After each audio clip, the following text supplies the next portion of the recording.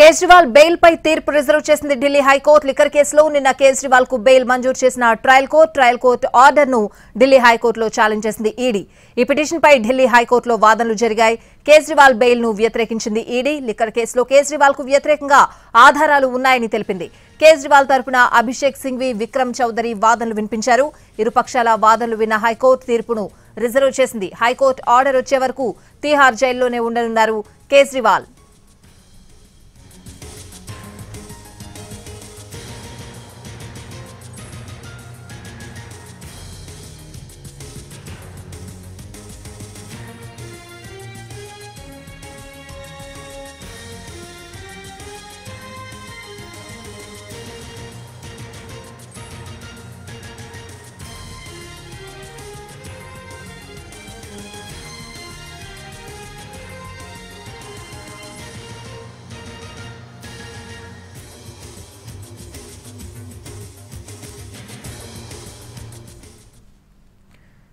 Kejriwal bail పై తీర్పు reserve చేసింది Delhi high court. పూర్తి అప్డేట్స్ అడిగి తెలుసుకుందాం. మా ప్రతినిధి రాజు ఢిల్లీ నుంచి లైవ్ లో సిద్ధంగా ఉన్నారు. రాజు.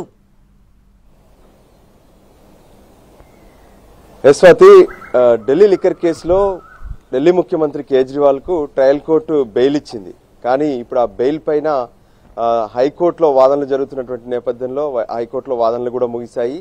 ఆ హైకోర్టు ధర్మాసనం బెయిల్కి సంబంధించినటువంటి ఆర్డర్ ఏదైతే ఉందో దాన్ని రిజర్వ్ చేస్తూ నిర్ణయం తీసుకున్నారు. 2-3 రోజులు ఆర్డర్ ఇచ్చేందుకు సమయం కూడా పడుతుందన్నారు. అంటే ట్రయల్ కోర్టు ఇచ్చినటువంటి బెయిల్తో బయటకు వస్తాడనుకున్నటువంటి ఢిల్లీ ముఖ్యమంత్రి కేజ్రీవాల్ ఈ రోజు కూడా ఇంకా తీహార్ జైల్లోనే ఉన్నారు. అతను 2-3 రోజుల వరకు కూడా తీహార్ జైల్లోనే ఉండాల్సినటువంటి పరిస్థితి కనిపిస్తుంది.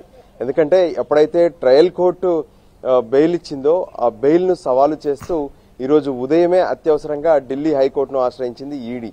అంటే ఢిల్లీ లిక్కర్ కేసుకు సంబంధించినటువంటి వ్యవహారంలో మనీ లాండరింగ్ యాక్ట్స్ ఏవైతే ఉన్నాయో దాని ప్రకారం ఢిల్లీ ముఖ్యమంత్రి కేజ్రీవాల్కు సంబంధించినటువంటి వ్యవహారం అంటే కేసులో తను చాలా కింగ్ పిన్ గా ఉన్నారు.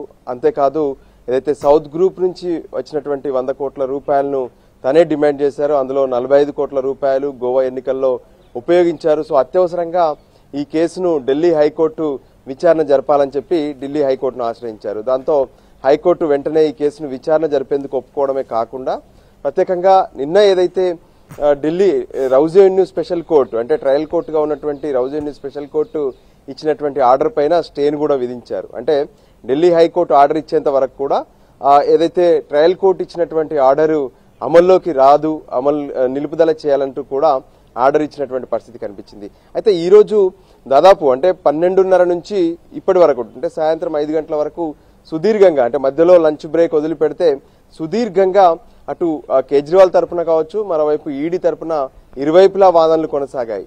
ముఖ్యంగా ట్రయల్ కోర్టులో అక్కడ ఉన్నటువంటి వెకేషన్ బెంచ్ జడ్జి బిందు పూర్తి ఎక్కడా కూడా ఈడీ వాదనలు సరిగ్గా వినలేదు, వినిపించేందుకు మాకు అవకాశం కల్పించలేదని చెప్పి ఈడీ కోర్టు ముందు చెప్పింది హైకోర్టులో.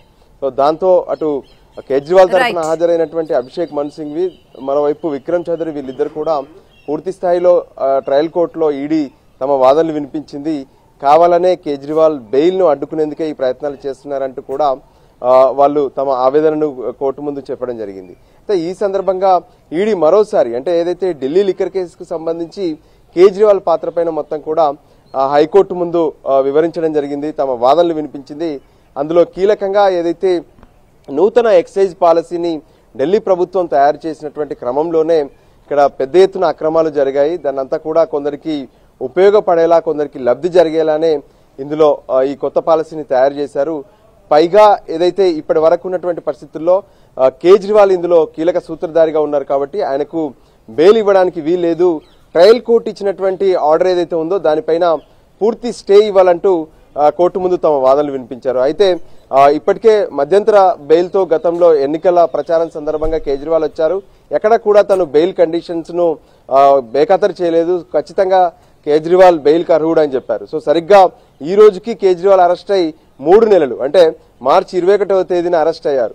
సో ఈ పరిస్థితుల్లో బెయిల్ వస్తుందని చెప్పి అందరూ నమ్మారు. కానీ ఇప్పుడు ట్రయల్ కోర్టు ఇచ్చినటువంటి బెయిల్ స్టే రూపంలో ఆగిపోయింది.